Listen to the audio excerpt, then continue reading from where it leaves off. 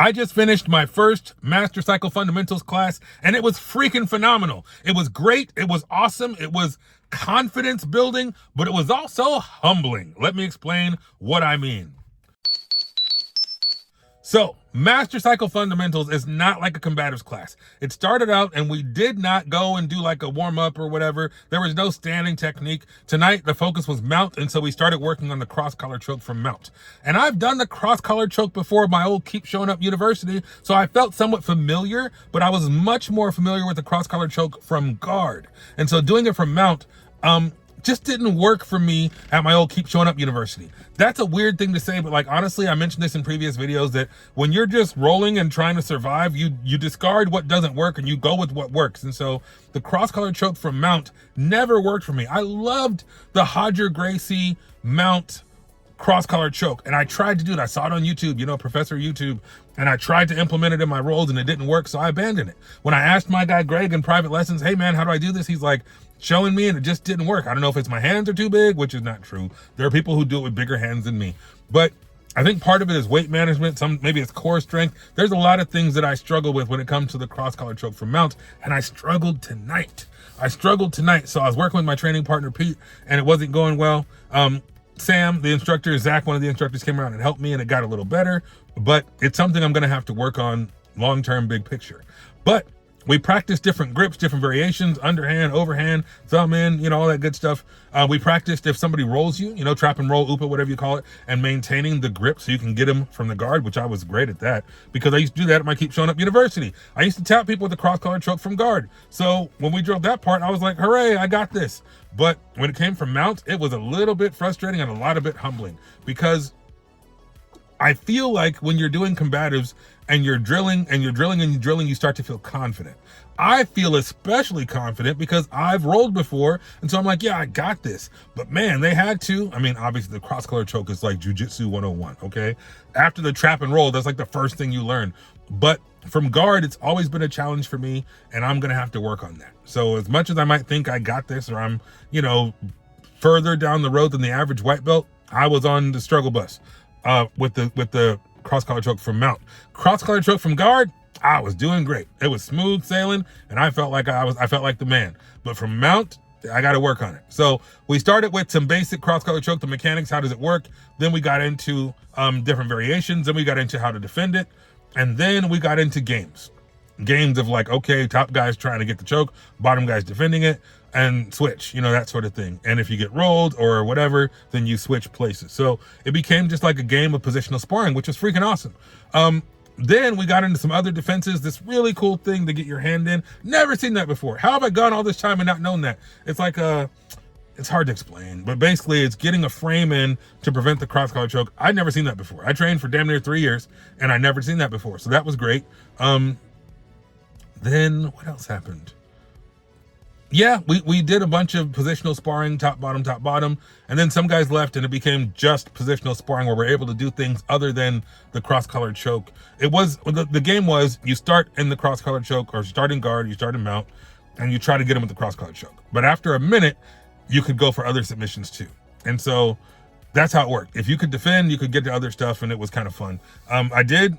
Oh, and of course, we started from mount, we started from side control, we started from a variety of positions to try to get to mount. So we went from side control, try to get to mount, just stuff like that, man. It was great. It was games. It was nice passing guard again. It was nice getting swept again. It was nice getting, you know, rolled and getting tapped again. And I even hit the chubby special. I got an Americana at one point. So, yeah, man, it was fun. It felt like old times, man. It felt like, yeah, I'm rolling. I mean, it's not a full-on roll. It's a positional roll with specific parameters. Like, hey, do this. Your goal is to get here. And that was fun. And I enjoyed it. I'll be back. And it was long. We were there for an hour and a half. You know, it was from 7:30 to 8:30. And then it was strictly positional sparring from 8:30 to 9. I had a blast. If I had never seen the cross-collar choke before, I would feel so much more confident having taken this class, having been shown the fundamentals and the basics of the cross-collar choke, and then being shown the different variations and how to defend it. It was like a holistic view of the cross collar choke. It wasn't just this is how you do it, now let's go roll. It was this is how you do it, this is an option, this is option A, this is option B, this is what you do if they roll you, this is what you can do if they defend, this is how to defend, this is a different way to defend, this is more of an advanced way to defend.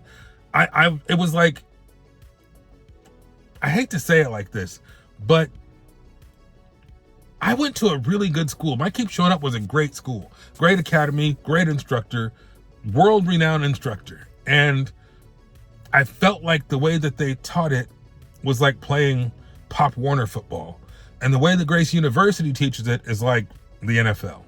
The depth. It's like high school versus, college. High school versus junior high versus college, or high school versus your master's degree, It's weird that the method of breaking things down in easy to understand, easily digestible little slices, if you will, and different variations, it just makes sense and they just build on top of each other. So no, I'm not an expert at the cross collar choke, but I know more than I did when I first got there. And this is talking to a guy who had experience with it. If you're brand new off the street, Joe off the street, this is mind-blowing stuff. If you're a white belt who's never done jiu-jitsu before and all you've ever done are Gracie Combatives classes, and you get in here and you're actively trying to choke someone and they're actively trying to choke you, it's a whole different world. Now, it wasn't a completely different world for me, but it was cool to see the different details that made the world make more sense, okay? It was like it's like glasses. Like I could see, like I wear contact lenses, right? And if my contacts get knocked out, I'm not completely blind. I'm not Stevie Wonder, but I don't see as much detail. Like I can look at a tree and I can see a trunk and I can see a big clump of green. But when I put my glasses on, I put my contact lenses on, I can see individual leaves and little details, and I can see the little squirrel in the tree and whatever else. It's kind of like that. Like Gracie University is the detail in the move. Because I know the move, I see the tree, but I couldn't see the individual leaves that make up the tree. Does that make sense? I feel like I'm rambling, but I want to give you guys a good picture of what it was like, because it was not intimidating. It was not scary. It was not hard. It was not overly competitive. It was not fight night and a death match. It was comfortable. It was friendly. It was fun. It felt like Combatives with a little more practical application. It felt like Combatives with a little more practical application that's going to lead to the game of jiu-jitsu. Once you get past how to defend yourself against an untrained clown on the street, now this is how we get jiu-jitsu versus jiu-jitsu, and that's the game that people love to play. That's the game that lets you turn off your brain and stress relief and, all that good stuff. And the camaraderie is fantastic. We had a guy here tonight from Iceland or some crap, man. The guy came from a whole different freaking country to train with us, and everybody welcomed him. We all had a good time with him. I think he took some pictures at the end of class. Freaking phenomenal, man. It's like, where has this been all my life? It's been right the hell here in Torrance. And my stupid self was over here trying to be a hero and a daggone gladiator at Keep Showing Up University instead of learning the details and seeing the damn trees, seeing the forest for the trees. I'm tired and I want to go home. I need to shower. Hopefully I gave you a picture of it. It is not intimidating. It is safe. It is fun. And it is going to enhance your understanding of jiu-jitsu and the techniques and the positions you learned in Gracie Combatives. It's the next logical step before you get to full-on sparring, I guess. And I've never done a master cycle class. I've watched a couple. So yeah, the sparring at the end of the class is kind of a free-for-all. So before you get to the free-for-all, this is like the pit stop. So like if Combatives is like your ABCs, Master Cycle Fundamental is like junior high. And then Master Cycle is high school and beyond, depending on how far you go and how deep you go. I hope that makes sense. And if I've rambled too much and I didn't give you any value, I'm sorry. It's hard to explain without trying to like demonstrate, which is silly. I'm not going to do that. The best thing you can do is just take yourself to a class. Get yourself to 3 stripes and then take yourself to Master Cycle Fundamentals class. And if your school isn't offering Master Cycle Fundamentals, tell them that you want Master Cycle Fundamentals and they know what to do. Trust me, I know a few things and they know what's going on, and I have a feeling they're going to be offering it soon. So I think that's it. Please hit me with the questions in the comments. I'm happy to answer them.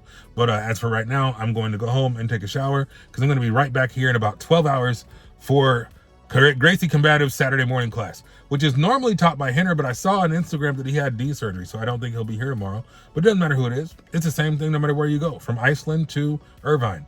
It's the same thing, and it's beautiful. So stay focused, Stay positive. Stay vigilant.